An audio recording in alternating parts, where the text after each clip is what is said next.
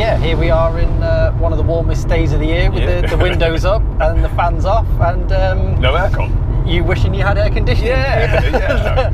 Nice warm leather seats. Yeah, it's lovely. It's all good. So how long have you had this, Stu?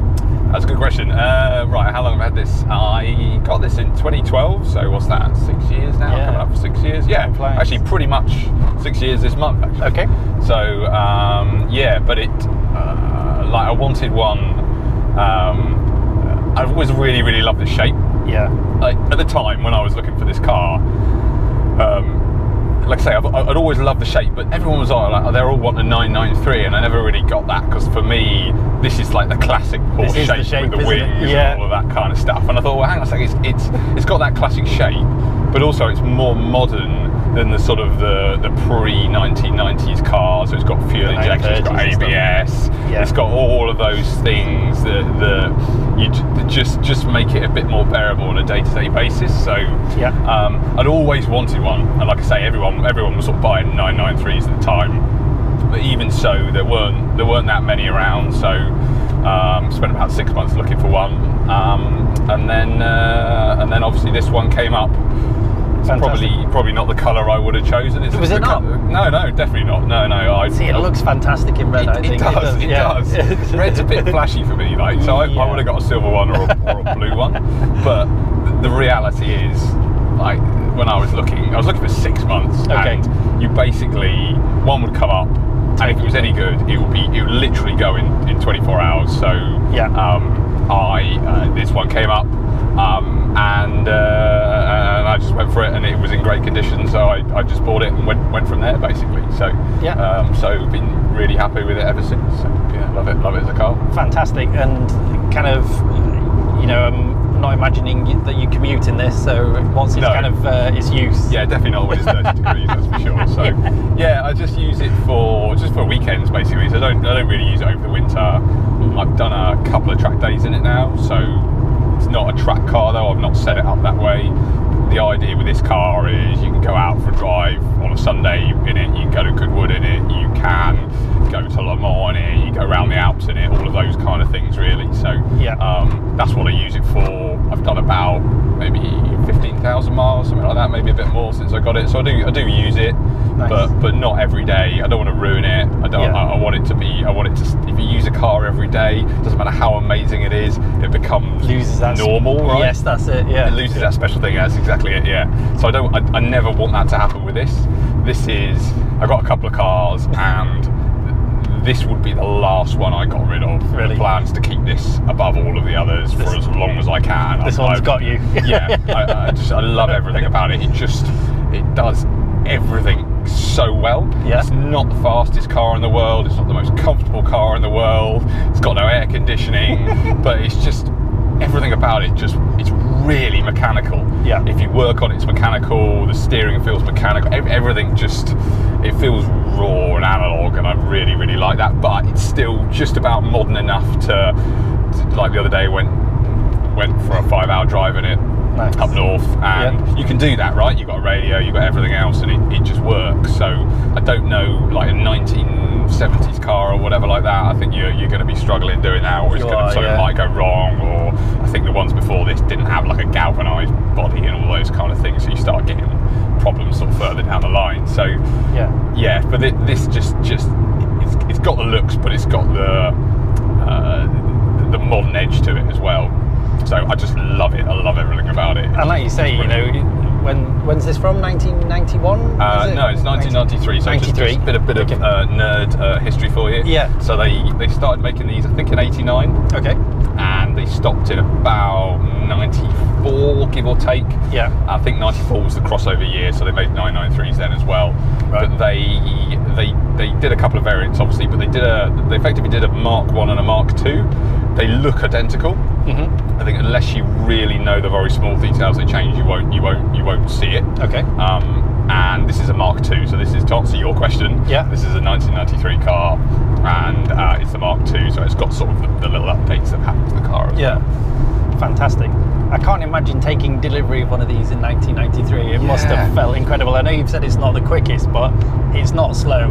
No, it's not slow at all. Not slow at all. It's plenty fast enough. Like, it's got 250 horsepower or thereabouts, and it just it goes really quick. It does, really quick. I mean, if you had a hot hatch that had 250 horsepower in it, you probably wouldn't think. I mean, it's obviously going to be fast. Yes. But it's not going to be ridiculously fast. But it's really quick. Yeah. And it's got loads of grip as well. Everyone says, oh, Porsche 911, early Porsche 911, it's going to kill you, it's a death trap, it's going to spit you into a hedge backwards and it's going to end badly. Yeah. And it's rock solid. Yeah.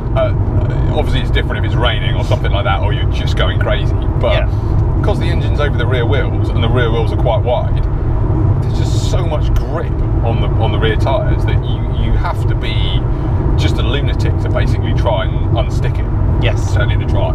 And like I said, we'll keep going back to it. It's a pretty civilised car, and it's plenty fast enough. The brakes are amazing. I've taken it on a track day. I've updated the pads and the fluid and stuff like that, and it just doesn't fade basically. So and they're not like out and out track pads. They're sort of road track pads. So it works. Kind of hybrid pads. Fine. Yeah, definitely. Superb. It's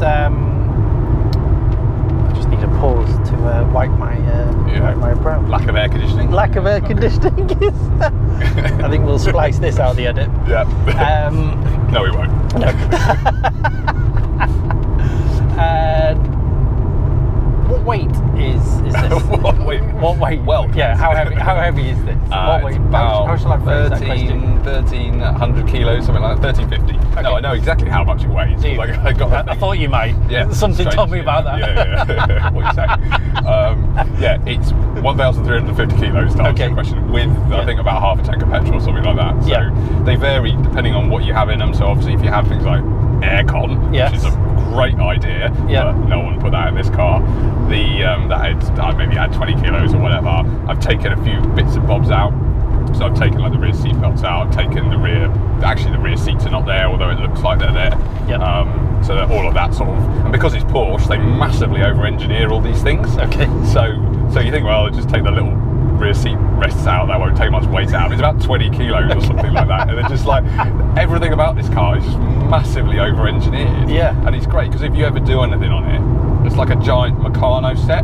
Everything is bolted on with metal bolts or things like that. There's no sort of plastic clips or anything like that. It's all sort of heavy engineering. Heavy basically. duty. Yeah, exactly. Nice. So it's a really nice thing to work on as well. So as long as everything's not rusted up and all that kind of stuff. But it just works. So even a man of your spannering talents,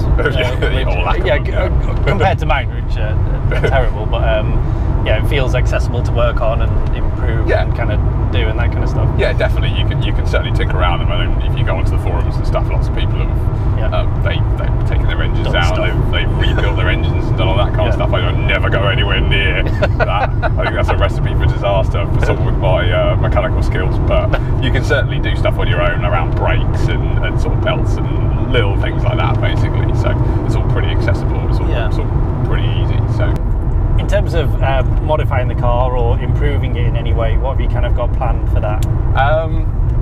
So I've done I'm going to do a separate video on what I've done to the car already, because I've done quite a lot, and what my plans are for the car. So I won't go into massive detail on that now, but basically the car's 25 years old, stuff rusts, it perishes, it just becomes to the end of its natural life. So it's not necessarily broken, it's just worn out basically. So so when I got the car, I went round everything and just anything that was worn or rusted or perished, I just refreshed. So it was sort of up to standard. So I've done a few more things as well. I wouldn't say I've modified the car. I've just like I say, upgraded sort of standard stuff, if you like. So I've done all that. What else? Porsches are weird. So Porsches are. A lot of people tinker with their Porsches and do lots of things to them. Sort of, don't want to use the word, but it sort of makes sense. But customise them. Yeah. But do it in their sort of own way. Yeah. And it seems to be accepted that that's what you do with old 911s. So, and there's lots of parts you can get for them and all that kind of stuff. Like the smoker and all of that. Yeah, exactly. So it's sort of accepted to do that. I've tried not to do that. Like I said, I've done some sort of sympathetic stuff where I've modernised it, but I've tried to keep it as original as possible.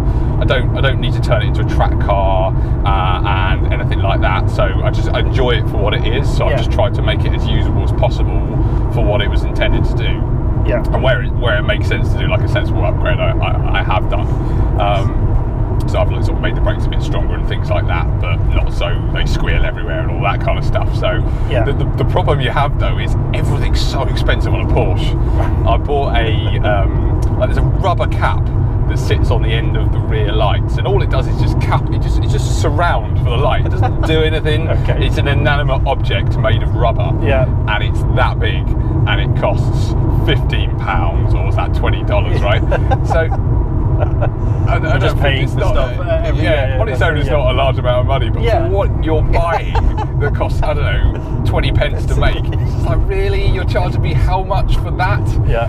But anyway, that's Porsche, that's how it works. So c'est la vie, that's what you buy into, unfortunately. So but having said that, there's a way around it, which is, because these cars are 25 years old, there's tons of parts out there. People have obviously had cars and they've been crashed, or they've been caught on fire, or something bad's happened to them, they're no longer on the road. Yeah. All their parts, all their usable parts are now on eBay. On the market.